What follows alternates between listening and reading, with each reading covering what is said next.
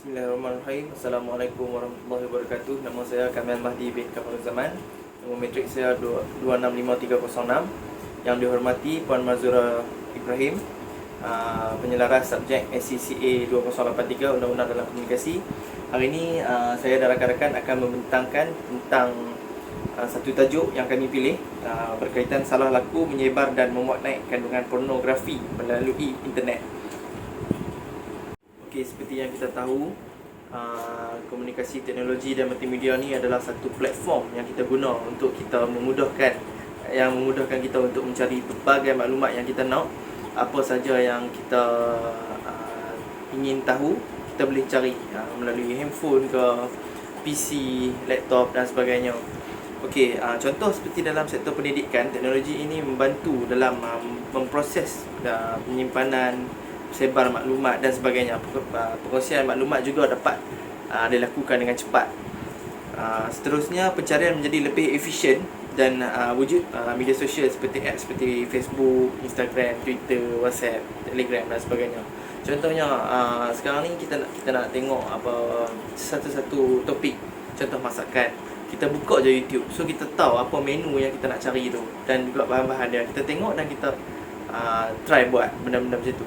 Tapi ada juga segelintir masyarakat yang tak bertanggungjawab menggunakan sosial media ni sebagai satu platform untuk mereka mengupload dan juga download benda-benda yang tak bermoral. Contohnya seperti pornografi yang kita bincang ni. Salah laku dan juga memuat naik kandungan pornografi melalui internet ni adalah satu perkara yang sangat tidak bermoral lah bagi saya. Kerana ini akan menyebabkan ramai anak muda terpengaruh melakukan maksiat dengan secara terbuka. Ini bukan saja melanggar perintah daripada kerajaan, ini juga melanggar peraturan dari segi agama, termasuk kita yang beragama Islam khususnya. Perlakuan ini sangat boleh memudaratkan golongan yang berusia muda lagi, kerana ini akan menyebabkan mereka boleh rosak akhlak dan sebagainya. Contoh statistik daripada MAP, Malaysian Against Pornography, pada tahun 2018, 80% kanak-kanak 10 hingga 13 tahun sahaja sengaja mengakses laman web pornografi ni. Seterusnya, 89% kanak-kanak berusia 13 hingga 17 tahun. Ini sangat-sangat yang benda yang kita tak maulah. Sebab apa?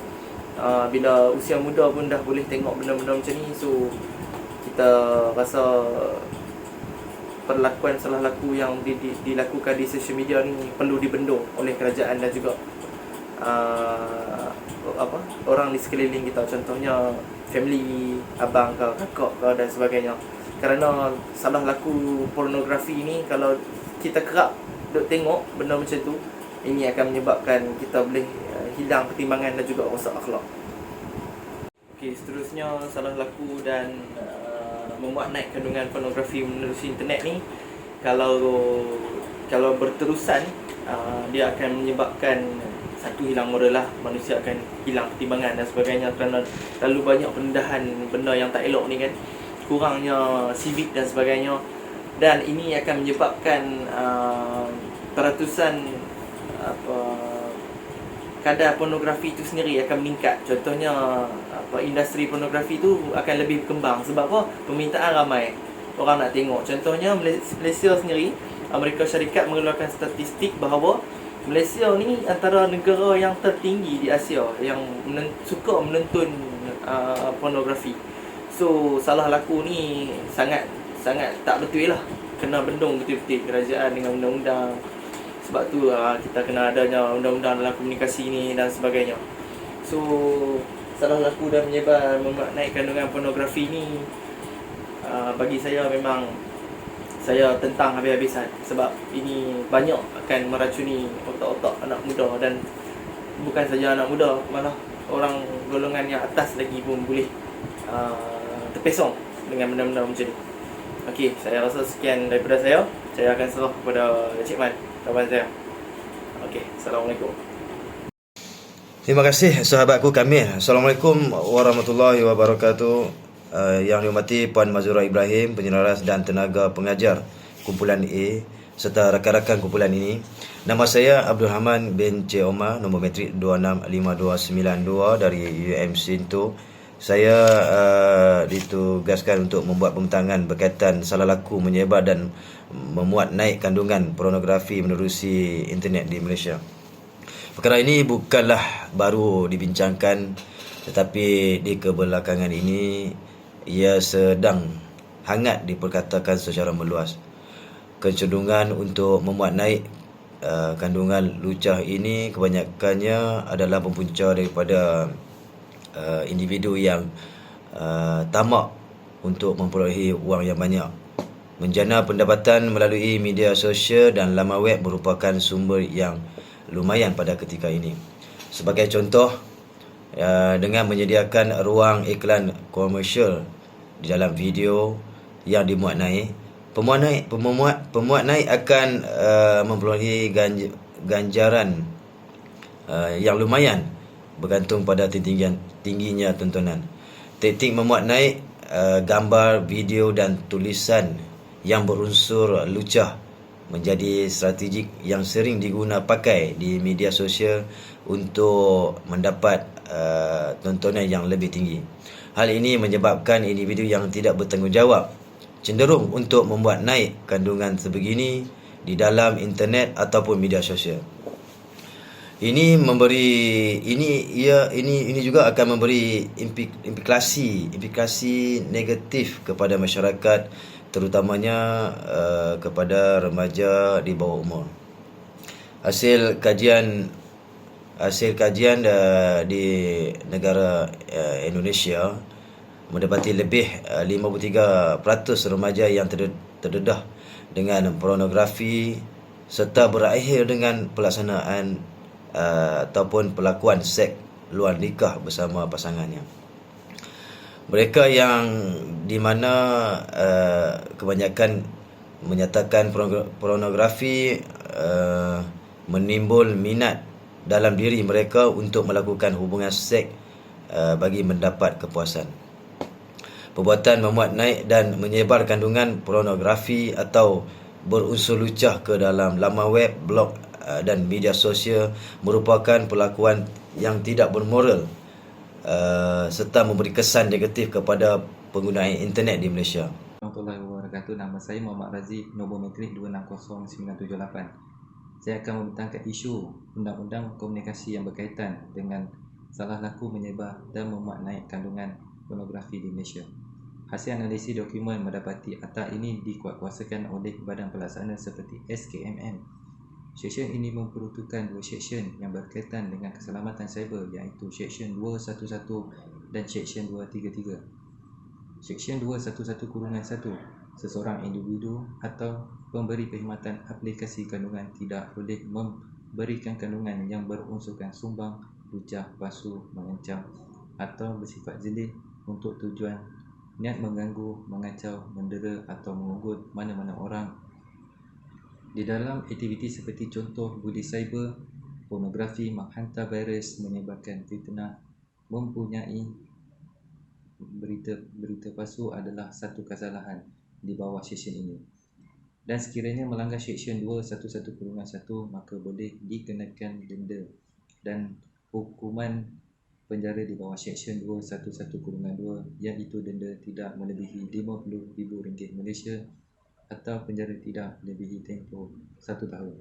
Seterusnya di bawah seksyen yang sama, seseorang pentadbir atau ahli kumpulan WhatsApp, Telegram atau WeChat boleh dikenakan tindakan sekiranya mereka melakukan kesalahan seperti diperuntukkan di dalam seksyen ini. Sebagai contoh, Ali membuat pernyataan palsu mengenai sesuatu perkara di Facebook miliknya dan Abu selaku pengikut Facebook Ali turut berkongsi atau share maklumat tersebut di Facebook Abu. Dalam hal ini berdasarkan Seksyen 211, Ali telah menyalahi peraturan kerana membekalkan kandungan di dalam Facebook tersebut. Walaupun terdapat dua seksyen yang berkaitan dengan keselamatan cyber, tetapi berdasarkan hasil analisis dokumen akta ini masih memerlukan penambahbaikan bagi mengukuhkan aspek keselamatan cyber. Antaranya ialah tiada mana-mana peruntukan di dalam akta ini yang membenarkan pihak SKMM untuk menangkap penjenayah cyber. Hal ini menyebabkan pihak SKMM hanya bertindak sebagai tempat untuk menerima aduan, menyiasat dan menyekat laman-laman yang melanggar peraturan di bawah Seksyen 211 dan 233. Sekaligus SKMM perlu bergantung kepada bantuan daripada pihak PDRM kerana PDRM mempunyai kuasa untuk menangkap. Assalamualaikum warahmatullahi wabarakatuh. Nama Muhammad Aiman bin Hassan, nombor matrik 260968. Saya akan membuat perbentangan mengenai subjek Undang-Undang Komunikasi. Tajuk perlakuan tidak bermula. Saya akan membuat sambungan tajuk Undang-Undang Komunikasi yang berkaitan dengan salah laku, menyebar dan memuat naik kandungan monografi di Malaysia. Selain itu, hasil analisis dokumen mendapati Seksyen 233 memperuntukkan kesalahan mengenai penyalahgunaan kemudahan rangkaian maupun perkhidmatan rangkaian.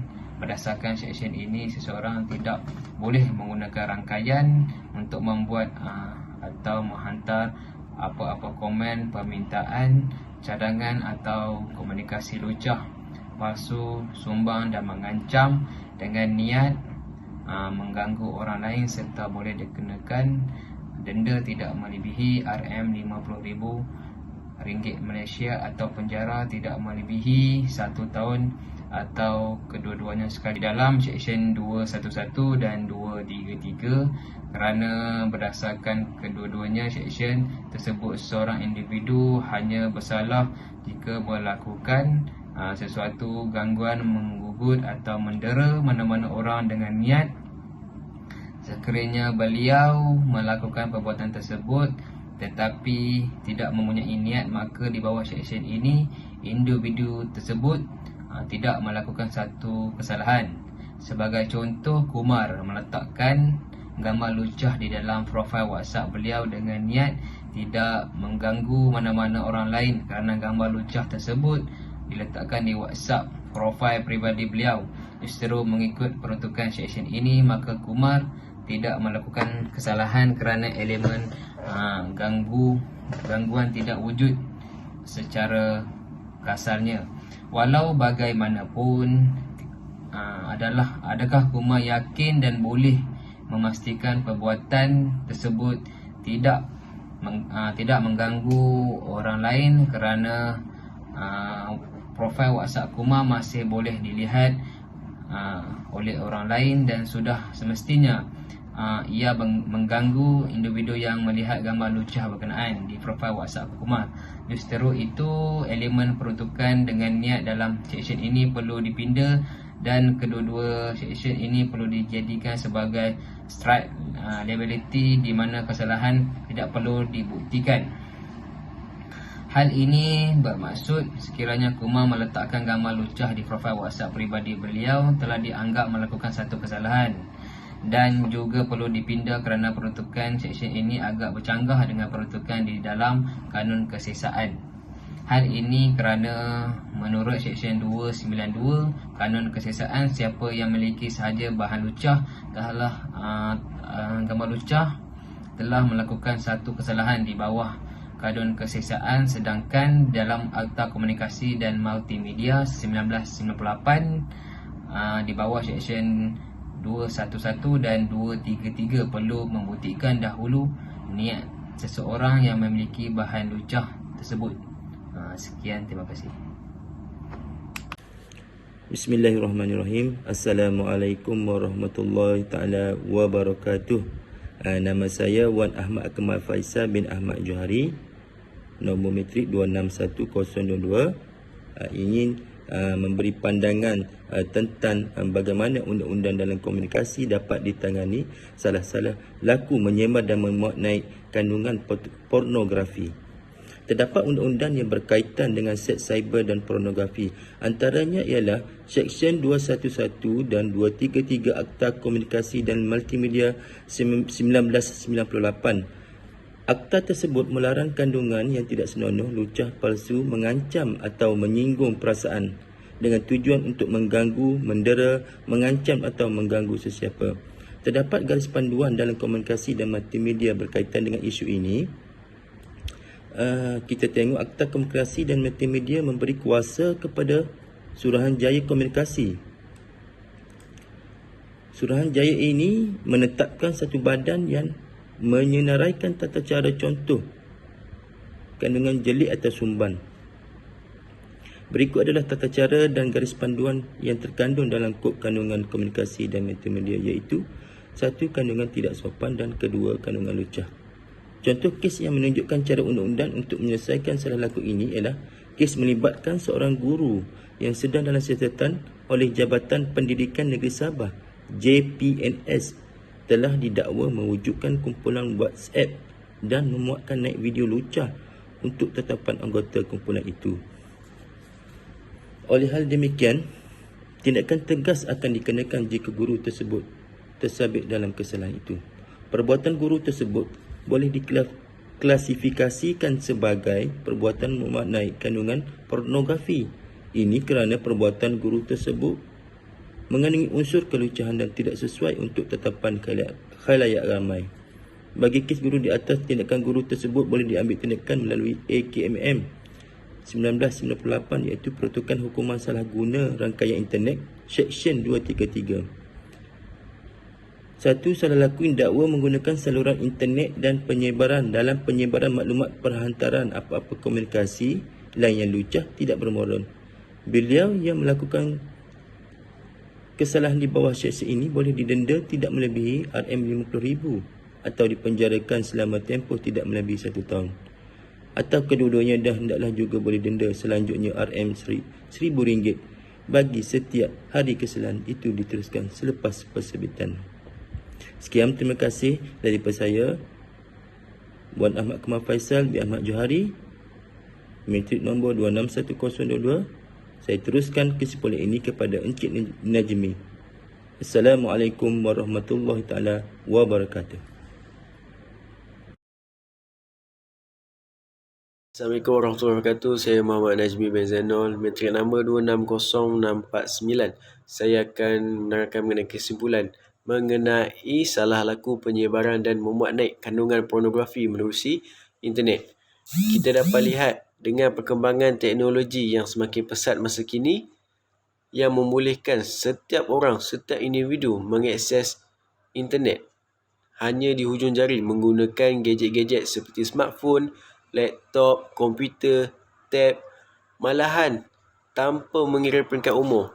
Kita dapat lihat sekarang ni kanak-kanak pun juga telah pun didedahkan dengan penggunaan gadget. Oleh sebab itu, pornografi ini juga tersebar dengan mudah dengan laman-laman sosial seperti WhatsApp, Facebook, dan multimedia lain, Instagram, Telegram, tanpa dibendung dan dikawal sendiri. Dan pornografi ini juga tersebarnya disebabkan segelintir individu yang ingin mengaut keuntungan tanpa mengira akibat dan kerosakan yang dapat terjadi.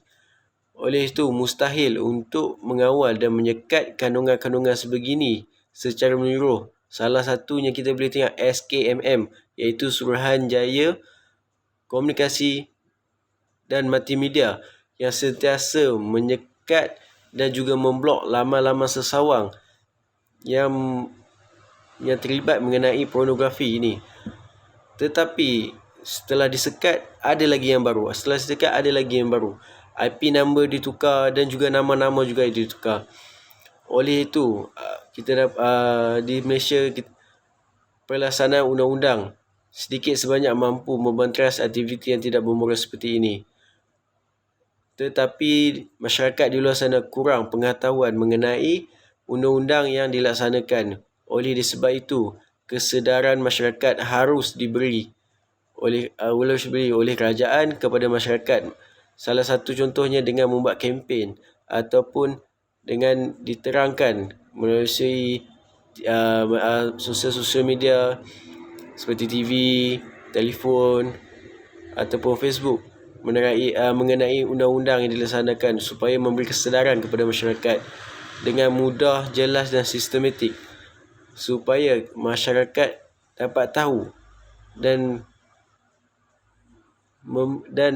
rasa